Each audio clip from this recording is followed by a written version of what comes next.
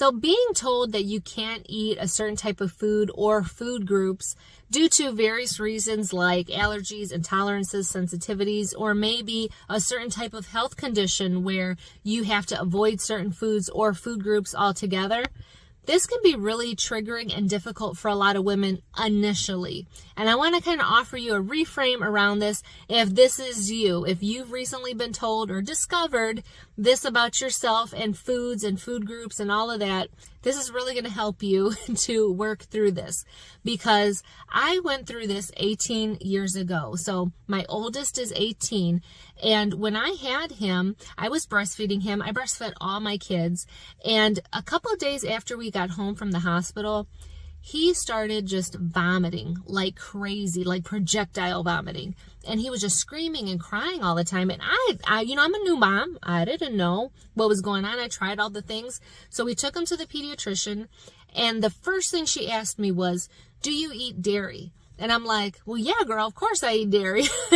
And she's like, you need to stop. She was like, stop eating it. She goes, I bet you if you stop, his symptoms will go away. And I looked at this lady like she was crazy. I was like, how is she going to tell me to give up dairy? Like, I like milk and I like my cereal and I like ice cream, and what am I going to eat? And I don't really want to try those, fake milks and all that stuff. I can't eat that.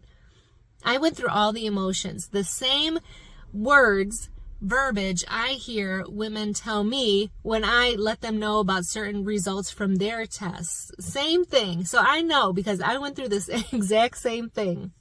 And so I just looked at my little boy, my little son, and I was like, I have to just stop doing this because he's miserable. I have to just do it. I can't complain about it because it's hurting him. So that day we got home, I stopped cold turkey, all the dairy, all the things. And listen, guys, I breastfed him for 2 years. And within the first couple hours of me not having any dairy and nursing him, completely fine, like a totally different baby.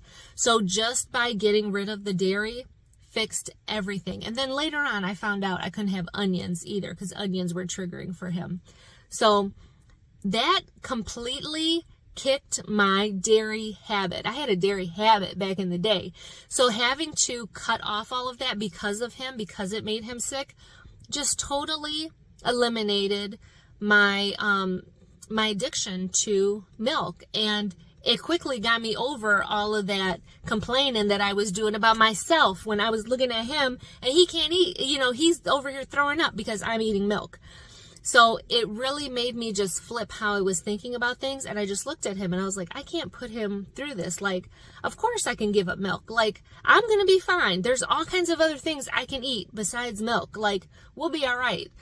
And that's the type of mindset that you have to go into when you're told about certain types of foods, or if you have a health condition and it's like, you shouldn't be eating certain types of things or eating as much of certain types of things.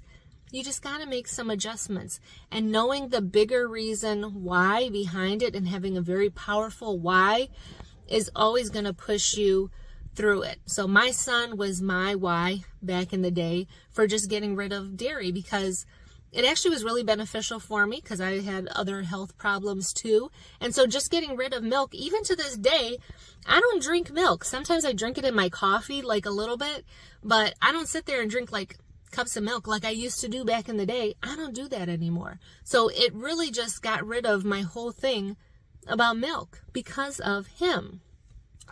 And one thing that I've kind of learned and how I've kind of evolved since then and grown as a woman, as a person since then is, back then I really used my son, my child, as the reason why. And it was just for something as like milk, like dairy. But I had so many other health problems. I was very sick, very overweight, high blood pressure, pre-diabetic, all kinds of things. Achy joints and shit, and my knees hurting, and I was a mess. And I was like in my early 20s, early 30s even. I was just a mess. And I used my kid as the reason why I was doing something. And so many women use their children or claim to use their children as a reason why they're going to do something. That is not the direction that you want to go in. That's not the mindset that you want to go in. That's not where you want to put your motivation or your reasoning behind is your kids. You want to do it for you. So it took me time to grow as a woman, to understand and process what I did back in the day. I did it for my kid, right? But there were so many other physical changes that I needed to undergo, mental, spiritual, all the things, emotional. I had to go through for myself, not for my kid, not for my husband, not for my mom, not for my dad, not for my sister, not for anybody else, but for me. I had to go through that for myself, and putting myself into that position, into that station, has allowed me to really transform my life, to save my life.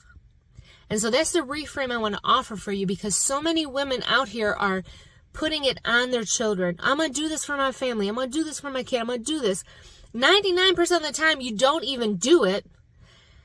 And the rest of the time, it's not fair to put that onto your children, to put that onto somebody else. You own that shit. That is on you. So knowing your reason why, you being your reason why, is enough. It totally is enough. And that is a mindset shift that you must make if you're going to start taking control of your health. And something as silly as knowing that you can't eat dairy, or you can't eat chocolate, or you can't eat coconuts or bananas or whatever it is, like, you're going to be all right. There's plenty of other foods in this world. There's plenty of other things that you can eat instead of that one thing. Or if it's a group of things, there are plenty of other things that you can do. Plenty of other ways to get your nutrition, honey. Plenty of other things. So I want you to consider that mindset shift, that reframe around your why you're doing things. When you hear news, you know you got to do something about your health. Why are you doing it? And you should be the reason why. You are enough. You are the reason why. All right, guys, love you. Take care. See you in the